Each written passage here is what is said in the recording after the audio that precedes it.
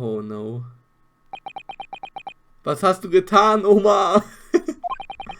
That was it. The last juror's decision.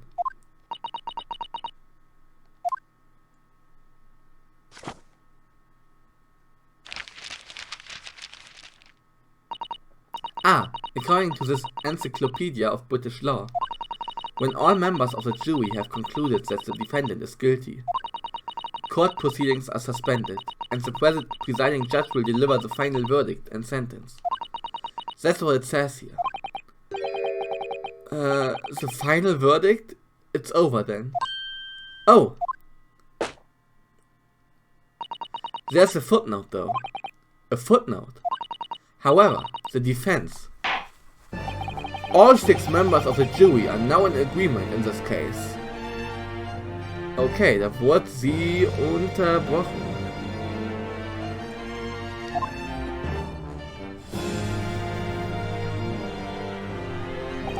Allow me to convey my respect for your swift and righteous decision. According to the laws of this country, I will now conclude the trial by delivering my final verdict. I trust there are no objections. Wir sehen ihn viel zu oft in dieser Pose. Mr. Sato, just tell me one thing. Oh, yes? You were in the middle of saying something before. The footnote in your encyclopedia of British law. However, the defense... What did it say next? Oh yes, of course. One moment.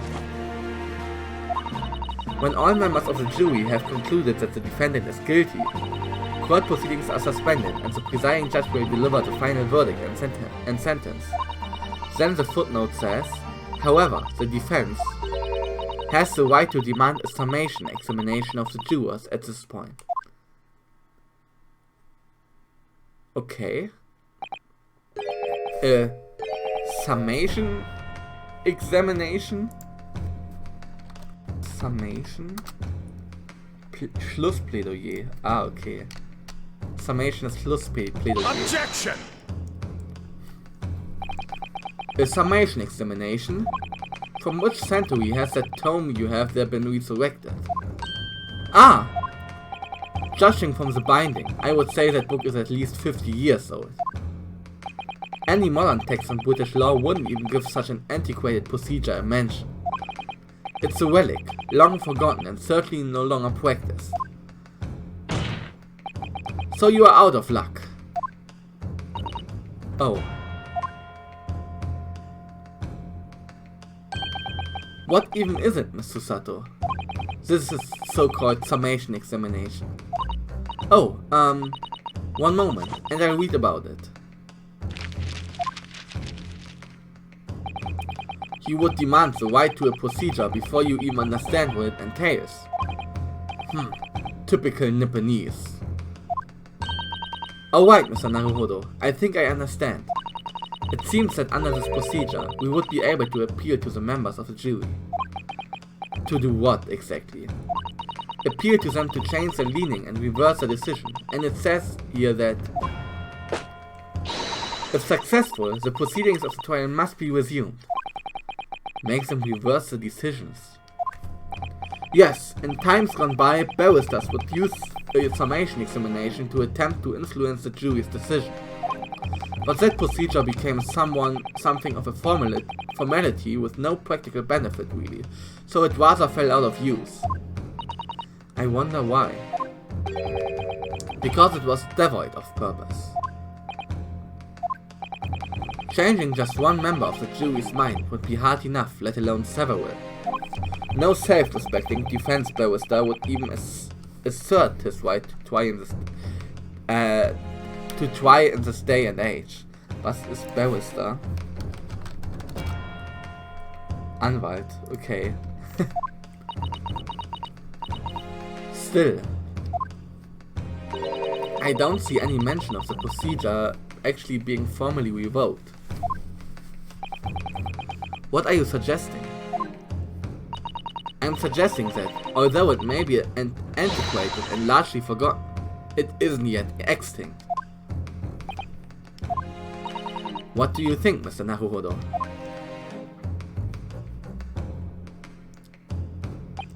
A summation examination. Our last possible option. Do we assert our right to carry it out or defeat? Natürlich assert our right. Wir haben keinen Self-Respect, aber... The defense wishes to assert a right to a summation examination, my lord. Objection! London is the capital city of the most powerful nation on earth. We have a duty to the world to exemplify the very highest standards of judicial procedure. Summation examinations are an embarrassment that should remain buried. Objection! But if it's our right, it's our right. I believe it could prove vital in this trial. The defense's petition is perfectly valid. The court will proceed with the summation examination. This is madness. Foreman, are you and the remainder of the jury ready? Eh? Well, I'm not, there was no mention of this in the letter I received, you see, so... All members of the jury will be asked to explain on what grounds they have reached a decision. On what grounds? You must all justify your decisions and explain why you believe the defendant to be guilty. Well, my lord, you are rather putting us on the spot. This is most irregular. No mention was made of this before. I don't really hold with all this justifying lark. That seems to have thrown the jurors off. It seems none of them have experienced this before. Alright then, the summation examination. A defense procedure no practicing lawyer has attempted for years, is it? Well, just maybe... It might be the opportunity we've been looking for, to turn this trial around. So be it then, ladies and gentlemen of the jury, the court hereby calls upon you to state the grounds on which you find the defendant, Magnus McGilded, guilty of this most serious crime.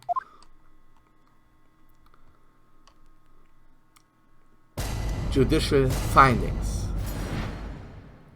The jurors' contentions. There was no one else inside the carriage at the time, so it has to have been him. I trust the driver. He has an excellent memory, it seems. 4 passengers with fares totaling 20 pence. He stuck the chap next to him just like this. Brazen, I must say. Absolutely brazen. Was heißt brazen denn jetzt schon wieder? Dieses alte Englisch, ne? Brazen, frech. Ah, okay. I have simply typed and collated all the statements made thus far, and drawn the logical conclusion. You can trust the guild. Fair fares is our motto. We haven't raised prices about 4 pence for years. The scoundrel stabbing that poor man on the floor. It beggars belief.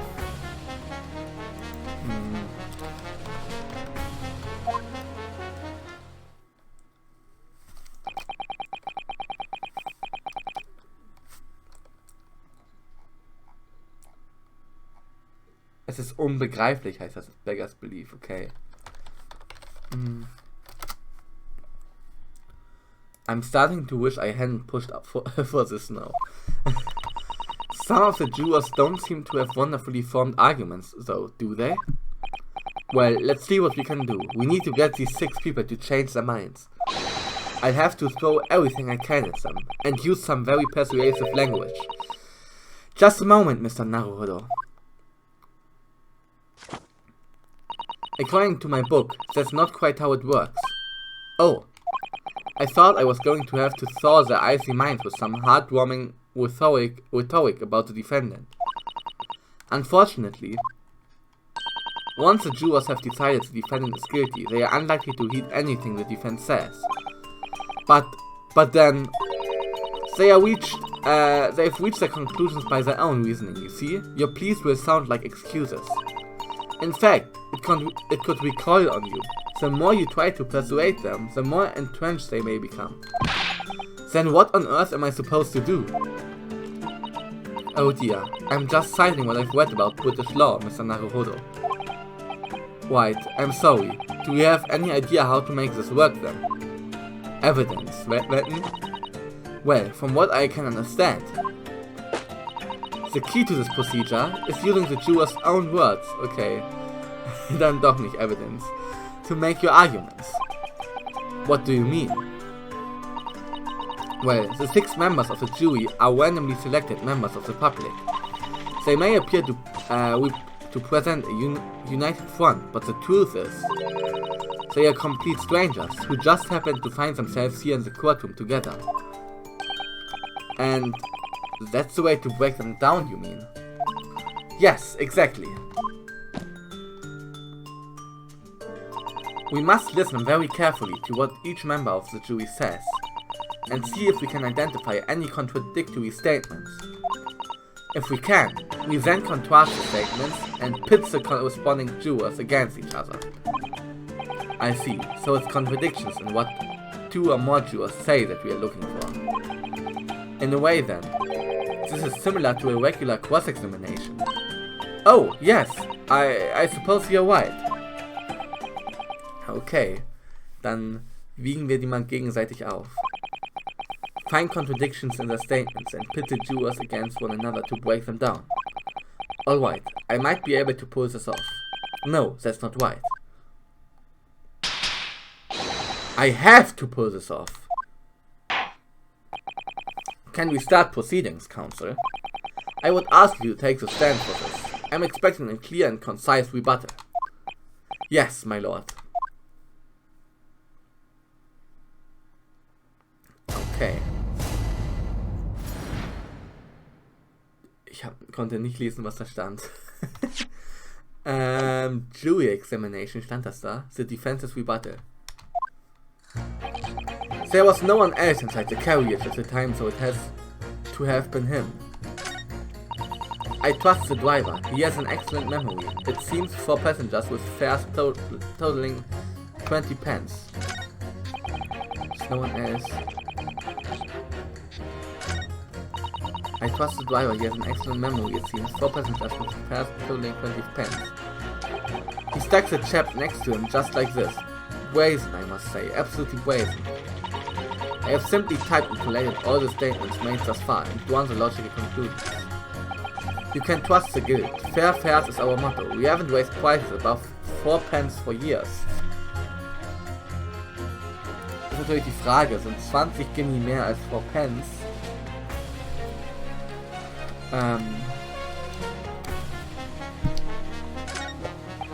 The scoundrel stabbing that poor man on the floor. It beggars belief.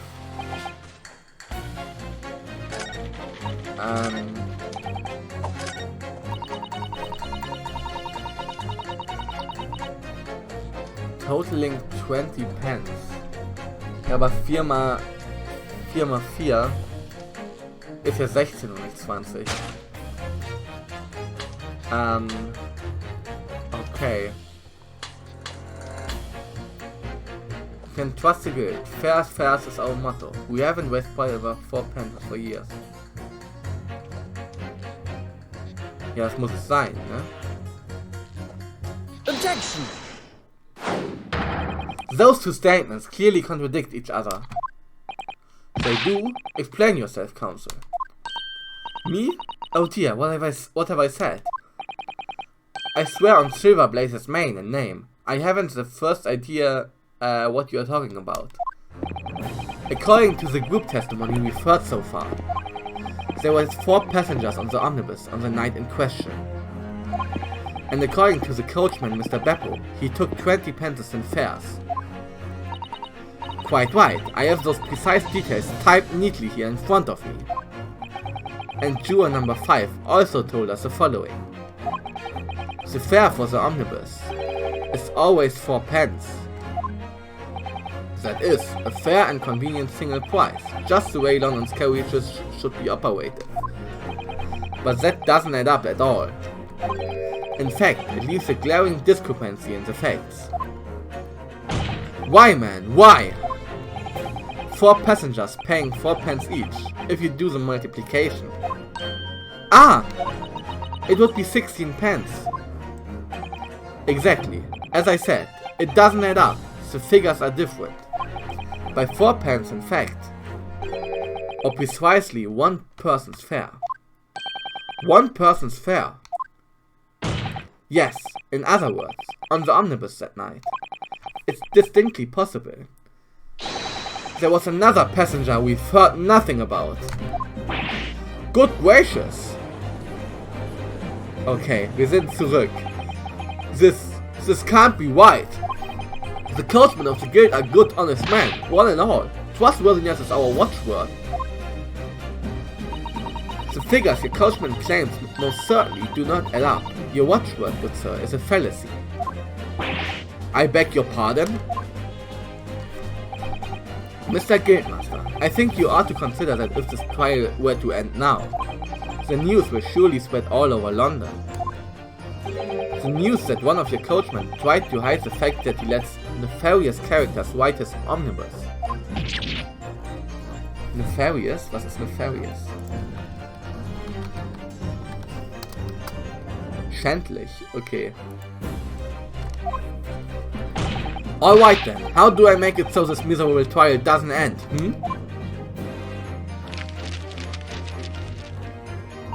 Well, according to my book here, you simply launch a ball of fire onto the innocent side of the set of scales. How? Now hold your horses there, coachman. You were all in agreement. Why do you have to go and... Wait till I get my hands on you, Beppo.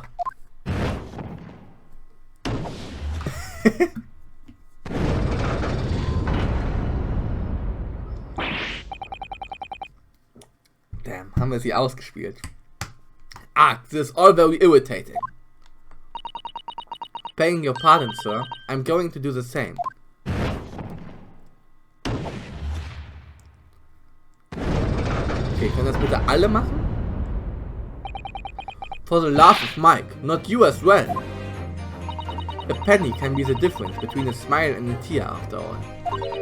I certainly can't put my trust in someone who doesn't follow my exacting standards in financial matters. Oh, really? I, for one, think it's only proper that we hear from the witnesses again. Oh, well done, Mr. Naruhodo, you did it! If we can manage to change 2 more jurors' minds, we can force the trial to continue. 2 more. Actually, there's something else that's bothering me about a couple of the assertions. Then that's where you must strike next. So I need to pit more jurors against each other and show there's another contradictions in their assertions. Exactly. You can do it. Well, the scales of justice have shifted, but they still weigh heavy on the side of guilt. Counsel, you have the floor again. Continue with your summation examination. I'm changing my leaning to innocent. I should like to hear what Slipshot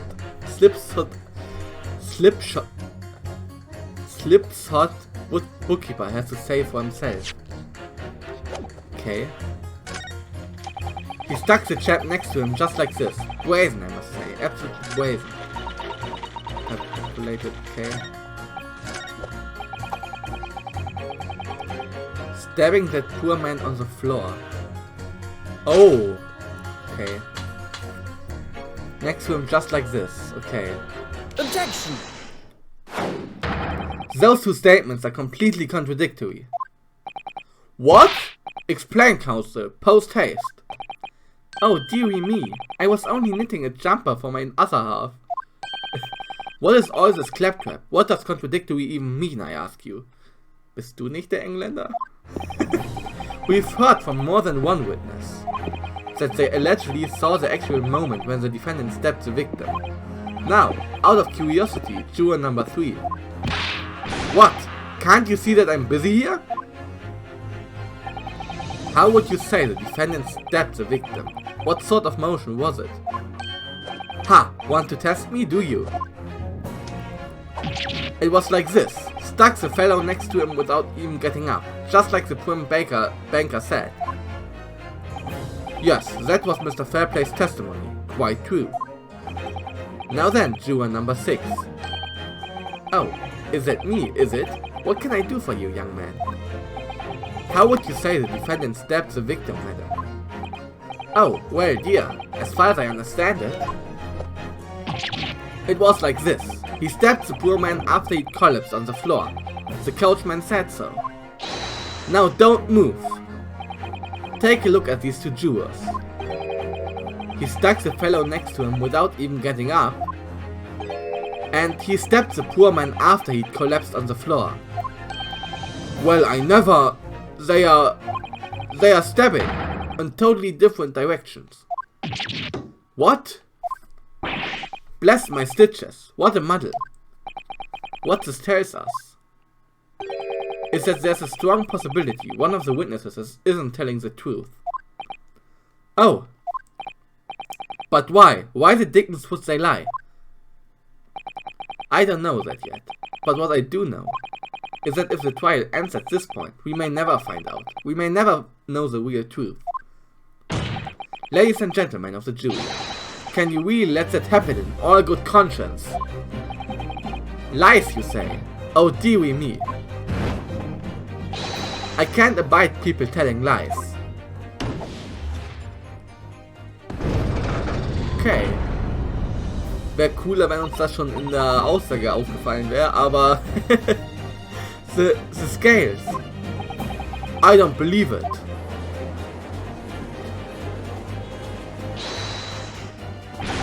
Wait! Now hear this, my fellow jurors. I warn you, you cannot listen to this man.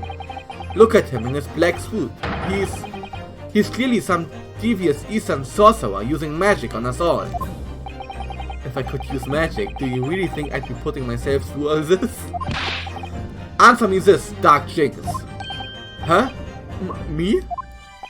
What exactly is the problem? What of it if two witnesses have slightly different recollections of events? What of it? Let's say the Shylock did stab the victim as he was sat next to him on the omnibus, and this young dandy saw him do it. And now let's say the victim collapsed on the floor, and then the Shylock stabbed him again, and this old lady saw him do it. Well, what's to say it didn't happen like that,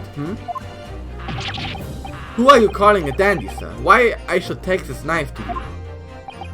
Who are you calling old? Why I should take this needle to you? They are ready to kill each other now. But could the foreman of the jury be right? Did the two witnesses see two different moments of the same crime? Nein, oder?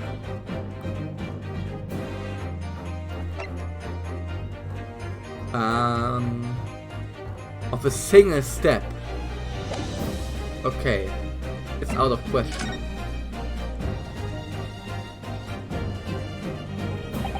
Unfortunately, Mr. Foreman.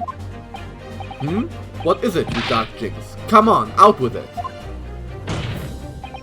What you're suggesting is impossible. It's out of question. What are you talking about, man? How can you possibly say that? You do realize that I'm only doing my job. As foreman of the jury, I have a responsibility to steer everyone in the right direction. So where's your evidence, man? That's what we want to see. I say the two witnesses saw two different moments of the same crime. If you say that's out of the question, show me some proof. It looks like the only way I'm going to convince him is to present him with something he can dismiss. Some irrefutable hard evidence. As you wish. What? I'll give you the proof. It's out of the question that the two witnesses saw two different moments of the same crime, as proven by the autopsy report. Take that! This is the victim's autopsy report. According to what's written here, Mr. Mason was stabbed in the abdomen. Only once. Only once? It's quite simple. The victim was stabbed precisely one time.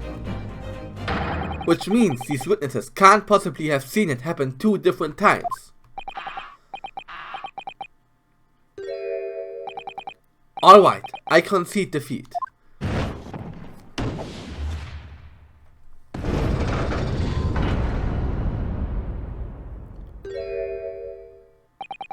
Wait, that means 4 jurors are now leaning to not guilty. We've done it, Mr. Naruhodo. We've won.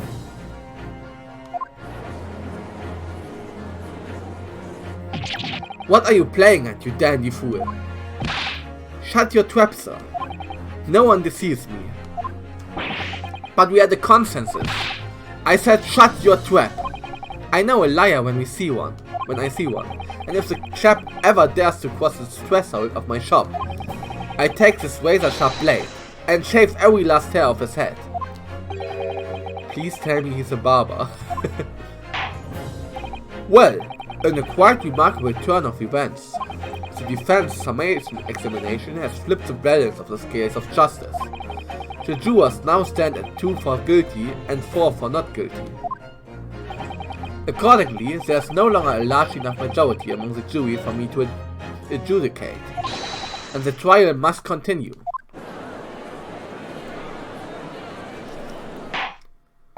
I hereby ask the defense, prosecution and witnesses to return to their places, and I call upon all of you to continue the pursuit of truth.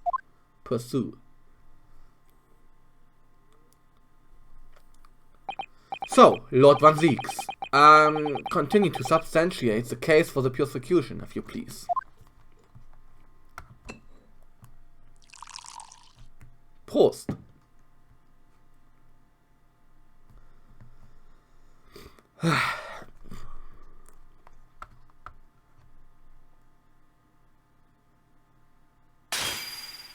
Okay. Having savored the rich aroma of the calming contents of the cellar chalice, it may seem crass to crush it to dust. Pray forgive the discourtesy. Lord Van Zieks. Is it cold in here, or is it just me? As your antiquated tome no doubt says, the prosecution may not speak during a summation examination. So I honored a deathly silence and listened to the charade. It seems I overestimated the intelligence of the jury. Well, no matter. There's nothing so hard to prove as a self-evident truth, it would seem. No, and why else would we grace the courtroom with our presence after all? So, let us proceed to the next round of battle.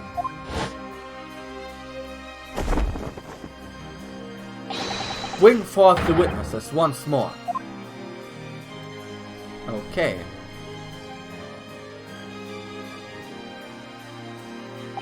Witnesses, I trust you heard the summation examination we have just had to endure.